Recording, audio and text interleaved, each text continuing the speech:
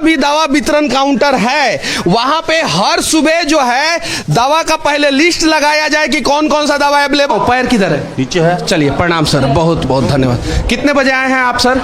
अस्पताल के मैनेजर हैं सर आप? निश्चित रूप से। ईमानदारी से काम करते हैं कि बेईमानी से? हम तो ईमानदारी से करते हैं, अपना 100% देते हैं। अपना 100% देते हैं, यानी आपके संपत्ति पे अगर जांच उच बैठे तो आपको कोई तकलीफ नहीं। ये सिस्टम है, स्पाइडरमैन के मकड़ी के जाल की तरह उलझा दिया गया है। हैंड ओवर लेंगे ये भाई साहब, लेकिन ये इंजीनियर नहीं है। हैंड ओवर देगा इंजीनियर, वो डॉक्टर नहीं है, जरा सोचिए। और इसी प्रकार से सिस्टम को उलझा दिया जाता है ताकि ना इंजीनियरवा दोषी होगा और ना मैनेजर साहब दोषी होंगे। पैसा कमाइए आप लोग, लेकिन इतना मत कमाइए कि पाप का भागी जो है आपके परिवार वाले हो। और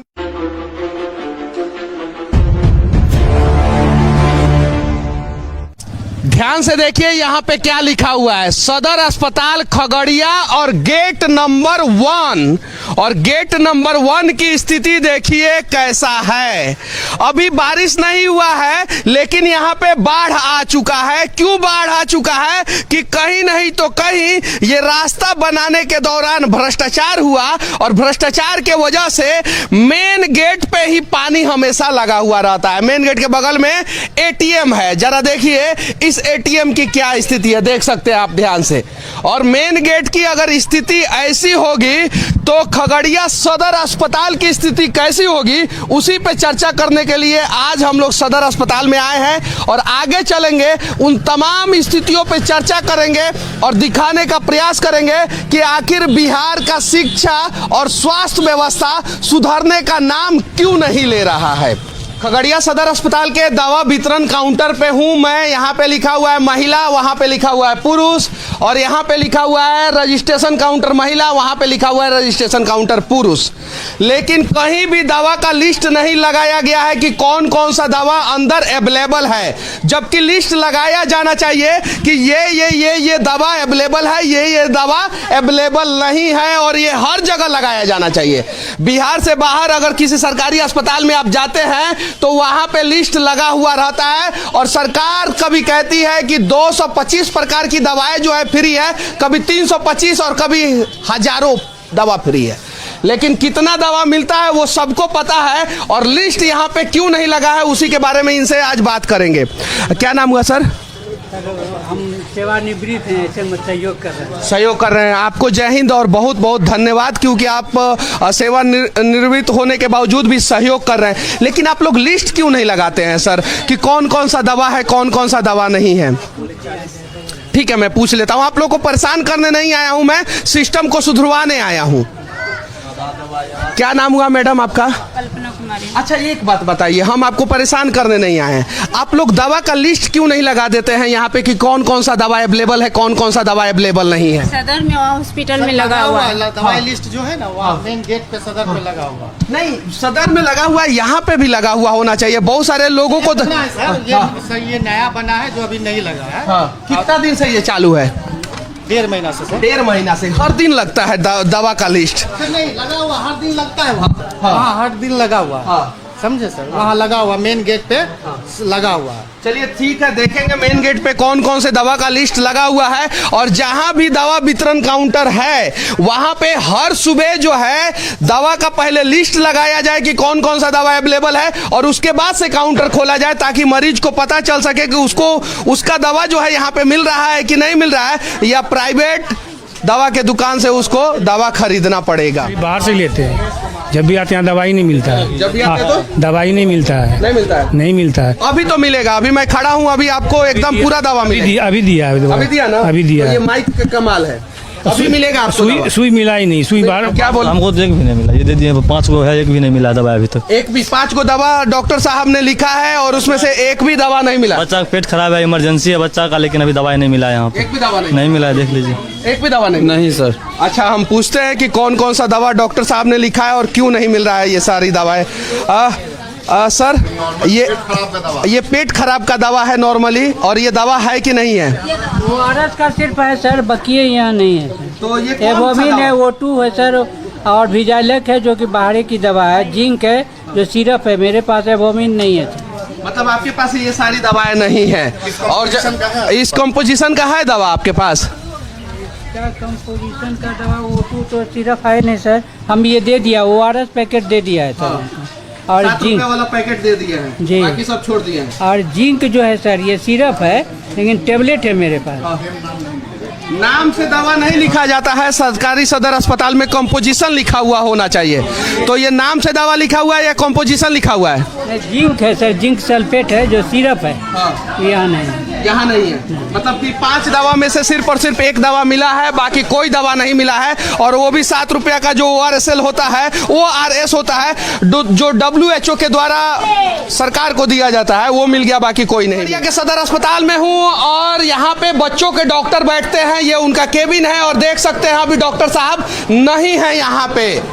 12:04 हो रहा है, सुबह 8 बजे से लेके 2 बजे तक डॉक्टर यहाँ पे बैठने चाहिए। अब जरा सोचिए अगर इन बच्चों को कुछ हो जाता है तो उसके लिए कौन होगा दोषी। देख सकते हैं यहाँ पे देखिए छोटे छोटे सभी बच्चे हैं, देख सकते हैं छोटे छोटे बच्चे हैं और यहाँ पे डॉक्टर होने चाहिए। कितने देर से डॉक्टर गायब है? आधा घंटा से डॉक्टर गायब है।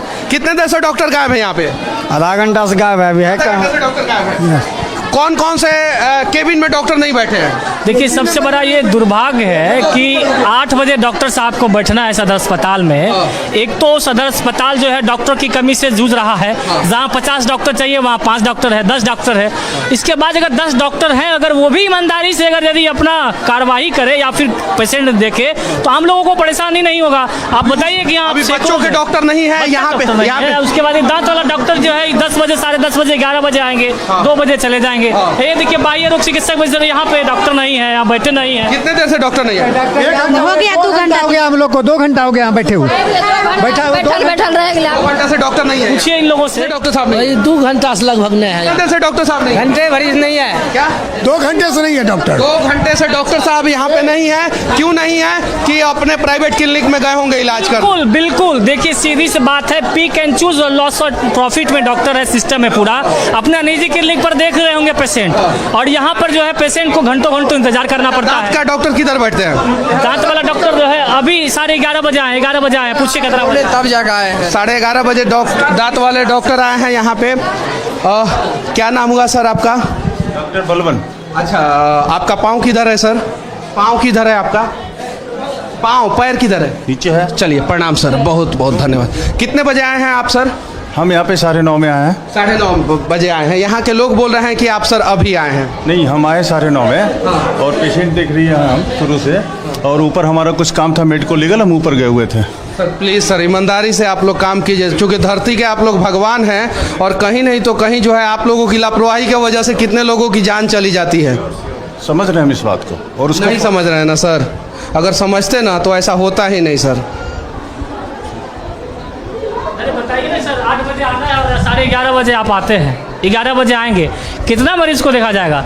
आपके सामने महिला तड़प रही है, दांत के दर्द से करा रही है सर इनके। अरे सर यहाँ बाजू में यहाँ पे थी, और एक महिला अभी भी भटक रही कि दांत से दर्द करा रहे हैं, डॉक्टर साहब एक्सरे नहीं लिख रहे हैं। कहाँ गए? बुलाओ उसको, जो महिला कभी जहाँ पे एक्सरे के लिए जो कह रही है, अभी बुलाओ। देश के प्रधानमंत्री तथा देश के स्वास्थ्य मंत्री देखिए, बिहार का स्वास्थ्य व्यवस्था जो है वो अपंग हो गया है और मोदी जी आपके भाषा में दिव्यांग हो गया है।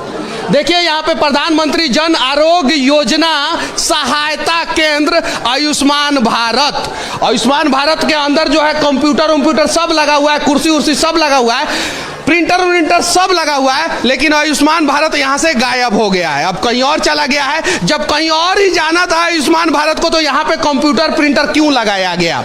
और जब यहाँ पे लगाया गया तो यहाँ पे दवा क्यों नहीं दिया जाता है? जबकि ओपीडी के मरीज यहीं पे रहते हैं और यहीं पे अगर दवा मिल जाएगा तो उन्हें परेशानी नहीं होगा। कितने दिन से यहाँ पे नहीं दवा मिलता है? देखिए ये जो है ना, अब आयुष्मान भारत से संबंधित जो किस विभाग का कौन सा कार्यालय बनाया है कुछ नहीं मालूम है हम लोगों को, और जो जिम्मेदार लोग हैं यहाँ के, जो जिम्मेदार पे धड़ल्ले से चल रहा होगा और जिस दिन आप सवाल कीजिएगा उस दिन जमीन पे दिख भी जाएगा, लेकिन जब तक सवाल नहीं कीजिएगा वो भूत बना रहेगा, होगा लेकिन दिखेगा नहीं। अब बताइए मनीष जी कि कितना ये कॉस्टली कंप्यूटर होगा सारा, ये सारा धूल फांक रहा है। मोदी जी, निर्मला सीतारमण जी है ना वित्त मंत्री, उनसे ऑडिट कराइए तो कि ये कितना कॉस्टली कंप्यूटर होगा, इसको लिखने में कितना पैसा लगा है, ये काउंटर बनाने में कितना पैसा लगा है, और ऊपर प्रधानमंत्री जी का नाम लिखने में कितना पैसा लगा है। है और इतना पैसा लगाने के बावजूद ये धूल क्यों फाक रहा है? ऑडिट कराइए निर्मला सीतारमण जी से, नहीं तो भारत का हाल जो है श्रीलंका जैसा हो जाएगा। और बिहार तो ऐसे भी श्रीलंका बन गया है, अगले 20 साल तक बिहार जो है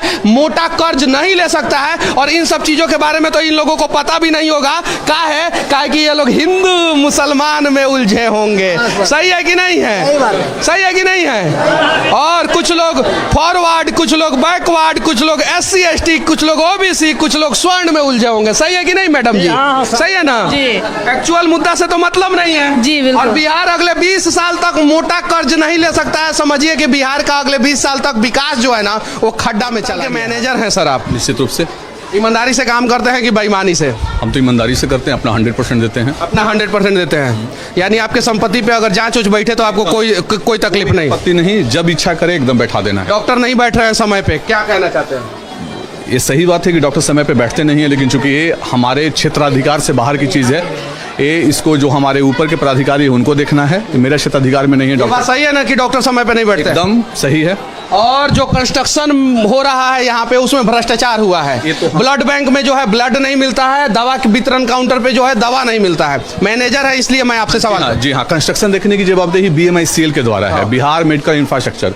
उनके द्वारा एक इंजीनियर नियुक्त होते हैं, वो फाइनली देखते हैं, देख करके अपना रिपोर्ट करते हैं। हम लोग का सिर्फ काम है कि जब बिल्डिंग बन गया, हैंड ओवर लेने के टाइम में सब चीज़ जो इंजीनियर आते हैं बताते हैं कि हाँ सर ये चीज़ है, हैंड ओवर लेना है। हमारे यहाँ CS के यहाँ से लेटर आ जाता है कि आपको बिल्डिंग को हैंड ओवर लेना है, हम लोग ले लेते हैं हैंड ओवर। आप लोग ले लेते हैं? अगर बिल्डिंग गलत भी तरीके से बना है तो आप लोग ले लेते हैं? चूंकि मैं हॉस्पिटल मैनेजर हूँ, मैं तो इंजीनियर हूँ नहीं, हम कैसे उसको देख सकते हैं? आज तक कोई कंस्ट्रक्शन का काम तो मैं ये सिस्टम है, स्पाइडरमैन के मकड़ी के जाल की तरह उलझा दिया गया है।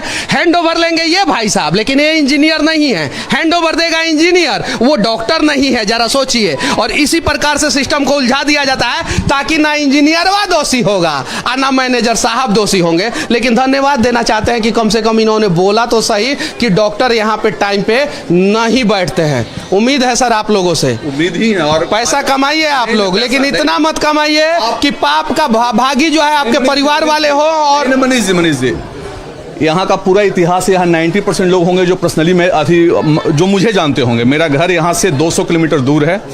मैं यहाँ पे जिस समय आज 8-9 साल मेरे को हो गया है, 9 साल से काम करते करते मैं अस्पताल को, मेरे पास सब फिगर है, अस्पताल कहाँ था आज मैं कहाँ तक धीरे धीरे करके मतलब ले जा रहा हूँ। मैं अपना 100 नहीं 110% देता हूँ।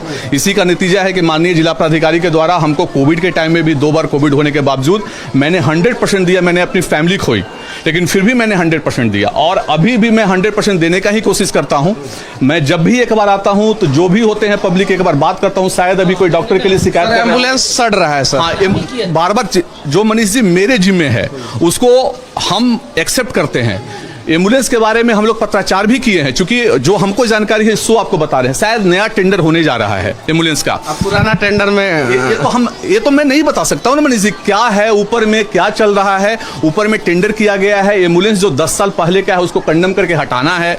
वो जो प्रोसेस है वो लोग अपना जो राष्ट्र समिति है वो कर रही है, लेकिन मेरी वो मतलब जो है कि हम सिर्फ देख के रिपोर्ट कर सकते हैं कि हाँ भाई एम्बुलेंस मेरे के यहाँ खराब है, एक अति इसको देखा जाए। तो उसके लिए पत्राचार मैं कर दिया हूँ। जो मेरे स्तर का चीज है कि अस्पताल में जो है पूरा ईमानदारी पूर्वक जो है आप जीवन भर काम करेंगे और अस्पताल में सुधार होगा। मैं आपके आंखों के सामने बोल रहा हूं कि सर अस्पताल जो है भ्रष्टाचार का भेंट चढ़ गया है, लेकिन आपके जैसे कुछ और लोग आगे आएंगे तो शायद जो है व्यवस्था सुधरेगा, और नहीं आएंगे तो व्यवस्था नहीं सुधरेगा। और चाचा जैसे लोग बोलेंगे कि हाँ कुछ हो ही नहीं रहा है, कुछ हो ही नहीं रहा है, तो आप जैसे लोगों से भी विनती है कि चुनाव के समय में सही नेता का चुनाव कीजिए। अगर सही नेता का चुनाव नहीं करेंगे तो फिर यही सब होगा।